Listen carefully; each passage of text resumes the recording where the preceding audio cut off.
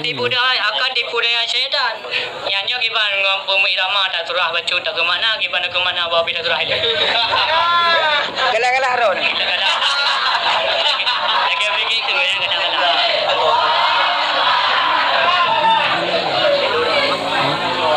Lalu dah ulang mi apa nak surah.